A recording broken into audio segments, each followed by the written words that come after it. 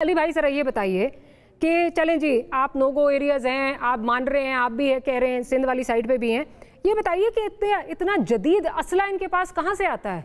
अगर आप रोक नहीं पा रहे, दैट मीन्स कि दैट आपका फिर इसका मतलब या तो लैक ऑफ कैपेसिटी है या कलूजन है।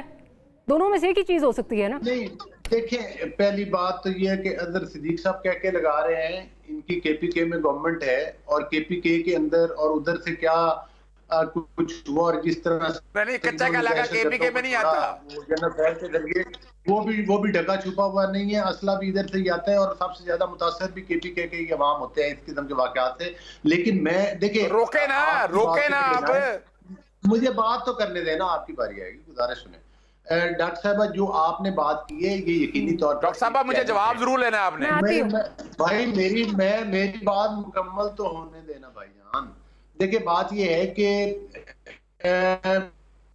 हुकूमत ने एक और इस पर एक हिकमत अमली मुरतब कर ली है। आपकी बातें बिल्कुल ठीक हैं, यहाँ पर हिकमत अमली का फुकदान था। ये ऑपरेशन बहुत पहले होने चाहिए थे, लेकिन अब आप देखेंगी कि जो अब ऑपरेशन होंगे वो चलें जी, मेरा ख्याल है हम दुआ ही कर सकते हैं कि जी ऑपरेशंस हों, क्योंकि हमारे जो पुलिस वाले हैं उनको बगैर असले से लेस किए, प्रॉपर असले से लेस किए, हम उनको सामने जो है ना वो डाल देते हैं एज फॉडर, जिसको हम कहते हैं कि आप उनके आगे डाल देते हैं। मुझे तो वो वीडियो नहीं भूलती जो एक डाकू जो है वो पुलिस वालों की गाड़ी के ऊपर जो है लिटरली डांस कर रहा था और एक एक करके उसने सबको जो है वो फिर मारा था। अज़ीज़ सिद्दीक साहब क्या समझते हैं, असला किधर से आता है? इतना जदीद असला, पुलिस वाले बेचारे जो हैं उनके सामने तो बिल्कुल ही दे फॉल फ्लैट, क्या करेंगे? देखिए आपको शायद याद नहीं है, तालिबान जब राणा सनाउल्लाह इलेक्शन लड़ते थे तो उनकी गाड़ियों में थे ये जो डाकू और ये जितने चोर है। मैं सिंध के वडेरे बाप मुझसे क्या पूछती है, ये हकीकत है। पंजाब के जितने बड़े वडेरे हैं जो इनके एमएनए एमपीएस हैं जो उनके साथ ताल्लुक है, ये हो नहीं सकता कि इनकी सहूलत और अंदाजा लगाएं पुलिस भी डर और खौफ है, वह इनकी इजाजत के बगैर नहीं जा सकता।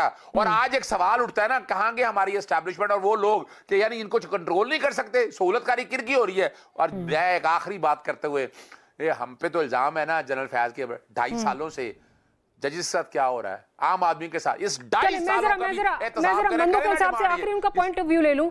मंदोखेल साहब, ये आपकी भी उतनी ही जो है वो आपका उतनी नाकामी है जितनी पंजाब हुकूमत की है।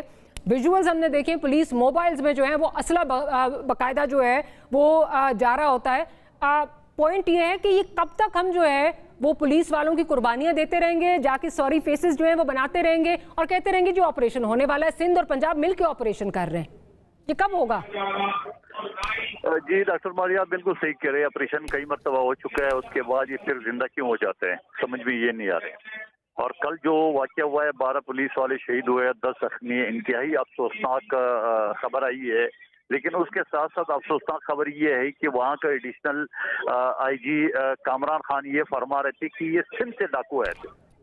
तो अब आप इस आदमी को ये समझा दे कि आप इतने बड़े ओहदे पे पता नहीं किस जाइल ने आपको बिठा। जी बिल्कुल आप ठीक कह रहे हैं। एडिशनल आईजी साहब का ये कहना कि जी ये सिंध के डाकू हैं, सिंध के नहीं, सिंध और पंजाब दोनों के डाकू हैं, और अगर कोताही है, नालायकी है तो सिंध की भी है और पंजाब की भी है कि हम इनको रोक नहीं सक रहे। और अपने पुलिस वालों की कुर्बानियां, मैं तो कहूँगी कि उनकी जो है वो ऐसे हम उनको डाकुओं के आगे फेंक रहे। अगेन मुझे वो विजुअल्स याद आता है जो डाकू खड़े होके जो है वो लिटरली डांस कर रहा था उनकी पुलिस मोबाइल पर, फिर एक एक को चुन चुन के उसने मारा। और हम क्या करते हैं, अगले वाक़े का, हम हादसे का इंतज़ार करते हैं।